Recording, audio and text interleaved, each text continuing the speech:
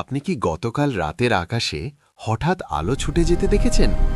যারা দেখেছেন তাদের অনেকেই সেটাকে ভিন গ্রহ থেকে আসা যান বা ইউএফও ভেবে ভুল করছেন। ওটা কিন্তু কোনো ইউএফও নয়, ওটা জেমিনিড উল্কা। আজ আমরা জানব জেমিনিড উল্কাবৃষ্টি সম্পর্কে। জেমিনিড উল্কাবৃষ্টি হল ডিসেম্বর মাসে দেখা যাওয়া পৃথিবীর সবচেয়ে সুন্দর ও উজ্জ্বল উল্কাবৃষ্টি। এই সময়ে পৃথিবী মহাকাশে ঘুরতে ঘুরতে এক বিশেষ ধূলিকণার অঞ্চলের মধ্যে দিয়ে যায়। এই ধূলিকণাগুলো আসে ৩২০০ ফেইথন নামের এক গ্রহাণু থেকে। যখন এই ধূলিকণা পৃথিবীর বায়ুমণ্ডলে ঢোকে তখন ঘর্ষণের ফলে জ্বলে ওঠে, আর আমরা দেখি শুটিং স্টার। এই উল্কাগুলো আকাশের মিথুন বা জেমিনাই নক্ষত্রমণ্ডলের দিক থেকে আসছে বলে মনে হয়, তাই এর নাম জেমিনির উল্কাবৃষ্টি।